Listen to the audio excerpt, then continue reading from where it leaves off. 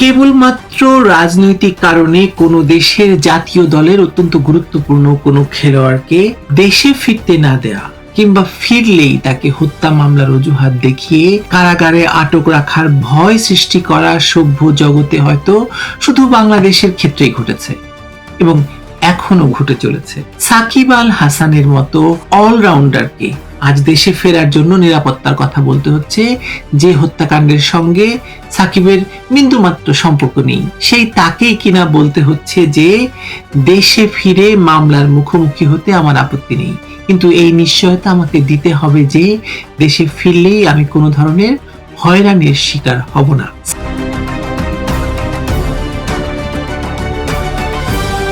সাকিব আল হাসান হতে পারতেন বাংলাদেশের রাজনৈতিক ইতিহাসে আরেকজন ইমরান খান, যিনি কিনা পাকিস্তানের রাজনীতিতেও বড় ধরনের নতুন এবং ইতিবাচক পরিবর্তন এনেছিলেন।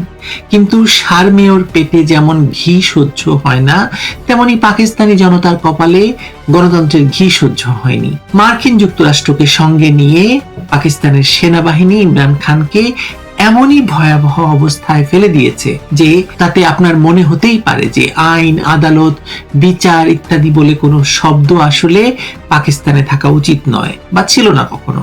জমিয়তে উলেমায়ে ইসলামের প্রধান মাওলানা ফজলুর রহমান নিজেই স্বীকার করেছেন যে সাবেক সেনাপ্রধান কামার জাভেদ বাজওয়ার নির্দেশনায় সেই অনাস্থা প্রস্তাব উপস্থাপিত হয়েছিল যেখানে ইমরান খানকে ক্ষমতাচ্যুত করা হয়েছিল। অর্থাৎ জনগণের ভোটে নির্বাচিত একজন প্রধানমন্ত্রীকে সরিয়ে দেওয়া হয়েছিল সেনা প্রশাসনিক ষড়যন্ত্রে। কিন্তু পাকিস্তান তো আপনার আমার দেশ নয়, আমাদের দেশটা হলো বাংলাদেশ। এই বাংলাদেশেও সাকিব আল হাসানের মতো একজনকে জোরপূর্বক মামলা হামলার ভয় দেখিয়ে জাতীয় দলে খেলা তো দূরের কথা, দেশে ফেরার সুযোগ পর্যন্ত দেওয়া হচ্ছে না। আওয়ামী লীগ করাটা সাকিব আল হাসানের যদি দোষ হয়, তাহলে পৃথিবীর অনেক রাষ্ট্রেই খেলোয়াড়, সেলিব্রিটিরা রাজনীতিতে যোগদান করেন, বাংলাদেশেও করেছেন, কিন্তু তাদেরকে এভাবে সরকারের রোষানলে পড়তে হয়েছে বলে প্রমাণ করতে পারাটা খুব সহজ নয়। ক্রিকেট মাঠে সাকিব আল হাসান ছিলেন বাংলাদেশের অন্যতম সেরা অলরাউন্ডার এবং অধিনায়ক। শুধু বাংলাদেশে কেন বলছি, সারা বিশ্বেই তিনি বিরল প্রতিভার অধিকারী, অন্তত ক্রিকেটের মাঠে। আর এখন তিনি নিজের ভবিষ্যৎ ঠিকানা হিসাবে বেছে নিয়েছেন রাজনীতি। ক্রিকেট ক্যারিয়ার শেষ হলে রাজনীতি হবে তার মূল ক্ষেত্র এবং সেই রাজনীতি ঘুরবে একটি মাত্র দলকে কেন্দ্র করে, কথা স্পষ্ট করে জানিয়ে দিয়েছেন বাংলাদেশ ক্রিকেট দলের সাবেক অধিনায়ক এবং আওয়ামী লীগের সাবেক সংসদ সদস্য সাকিব আল হাসান। সম্প্রতি একটি ফ্র্যাঞ্চাইজি ক্রিকেট ইভেন্টে অংশ নিতে গিয়ে মুম্বাই সফরকালে তিনি একটি সাক্ষাৎকারে সব কথা বলেন। সেখান থেকেই ফোনে দেশের একটি শীর্ষ গণমাধ্যমকে দেওয়া দীর্ঘ সাক্ষাৎকারে তিনি নিজের রাজনৈতিক অবস্থান, ভবিষ্যৎ পরিকল্পনা এবং বাংলাদেশের সামগ্রিক রাজনৈতিক সংস্কৃতি নিয়ে খোলামেলা কথা বলেন। ৩৯ বছর বয়সী এই ক্রিকেটার স্পষ্ট ভাষায় জানিয়ে দেন যে দল পরিবর্তনের কোনো ইচ্ছে তার নেই, কখনো ছিল না। তার নিজের কথায় পল্টি দেওয়ার অভ্যাস আমার নেই, খুব স্পষ্ট কথা। এই মুহূর্তে যখন অবৈধ ইউনূস সরকারের বর্ধিত সংস্করণ, তারেক রহমানের বিএনপি সরকার ক্ষমতায়, তখন সাকিবের এই বক্তব্য রাজনৈতিকভাবে অত্যন্ত সাহসী এবং তাৎপর্যপূর্ণ। কারণ এই সরকারের পূর্ববর্তী ধারাবাহিকতায়, অর্থাৎ তথাকথিত গণ অভ্যুত্থানের পর থেকে সাকিবকে যেভাবে কোণঠাসা করা হয়েছে, যেভাবে মব সৃষ্টি করে তার বিরুদ্ধে নানা রকম ষড়যন্ত্র, নানা রকম বক্তব্য দেওয়া হয়েছে। আসিফ মাহমুদ, সজীব ভুইয়ার মতো একজন অচ্ছুত, একটা কি বলবো আমি জানি না, তার সম্বন্ধে কথা বলার আসলে সন্ত্রাসী বললে সবচেয়ে ভালো হয়, যেভাবে সাকিবের বিরুদ্ধে কথা বলেছে, এটা তো আসলে রাষ্ট্রীয় প্রতিহিংসার এক জলজ্যান্ত রূপ, দৃষ্টান্ত। তাকেই করা হয়েছিল ক্রীড়া উপদেষ্টা। সেই আসিফ মাহমুদ, সজীব ভুইয়া প্রকাশ্যে বলেছিলেন সাকিব আর কখনো বাংলাদেশ দলে খেলতে পারবেন না। এটা কি কোনো গণতান্ত্রিক রাষ্ট্রের সরকারের কাছ থেকে প্রত্যাশিত আচরণ? একজন ক্রিকেটারের পেশাদার ভবিষ্যৎ নিয়ে সরকার কেন রাজনৈতিক সিদ্ধান্ত নেবে বলুন তো? এটা তো নেওয়ার কথা ছিল বাংলাদেশ ক্রিকেট বোর্ডের, বিসিবির, কিন্তু না, সেখানেও তিনি গুটি চেলেছিলেন। সাকিব নিজেই বলেছেন এই প্রতিহিংসার রাজনীতির চক্র ভাঙতে হবে।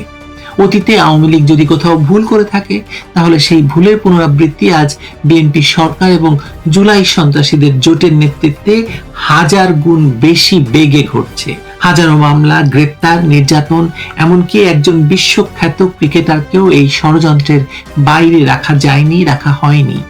সাকিবের বিরুদ্ধে হত্যা মামলা, শেয়ার বাজার কারসাজির মামলা, একের পর এক মামলার ফাঁদ পাতা হয়েছে। কিন্তু এই ফাঁদ সাকিবকে দুমড়ে মুচড়ে দিয়েছে, কিন্তু ভাঙতে পারেনি, একেবারে নেই করে দিতে পারেনি। তিনি বলেছেন, দেশের একটা বড় অংশকে দাবিয়ে রাখা সম্ভব না।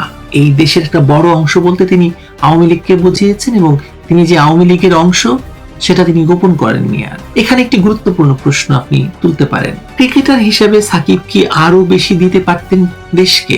উত্তর হলো হ্যাঁ, অবশ্যই পারতেন।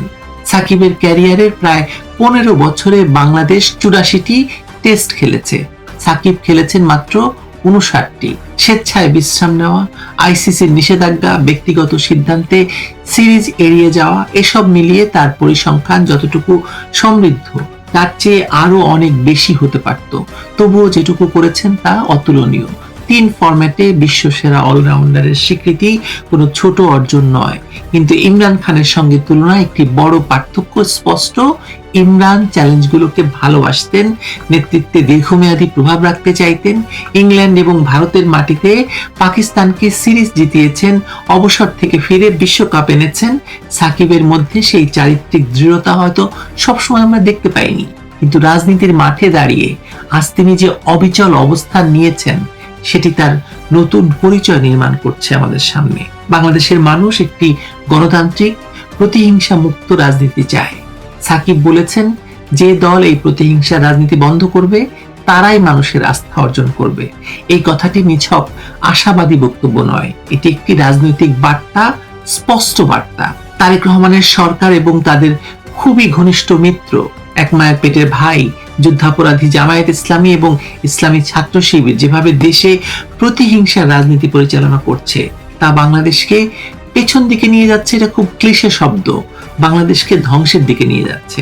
আওয়ামী লীগের নিষেধাজ্ঞা, নেতাকর্মীদের গণগ্রেফতার, সাকিবের মতো জাতীয় আইকনকে দেশ ছাড়া করার এই পরিক্রমা আসলে গণতন্ত্রের বিরুদ্ধে খুবই সুপরিকল্পিত, খুবই স্পষ্ট আঘাত। সাকিব আল হাসান ক্রিকেটে যেমন হাল ছাড়েননি, রাজনীতিতেও তেমনি হাল ছাড়বেন না বলে জানিয়েছেন আমাদেরকে।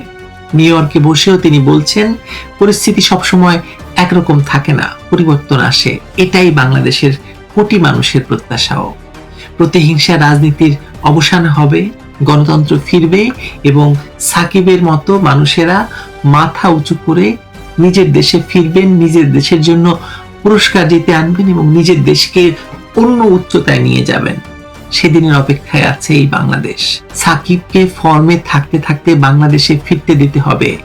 বাংলাদেশের রাজনীতিতেও সাকিব থাকবেন, বাংলাদেশের খেলার মাঠে থাকবেন, বাংলাদেশের মানুষের হৃদয়ে, বাংলাদেশের মানুষের চোখের সামনে সাকিব ব্যাট বল নিয়ে হেঁটে যাবেন। এটাই তো প্রত্যাশা, এটাই তো সাধারণ স্বাভাবিক বাংলাদেশ। সাকিব কিন্তু খুব বেশি কিছু চাননি।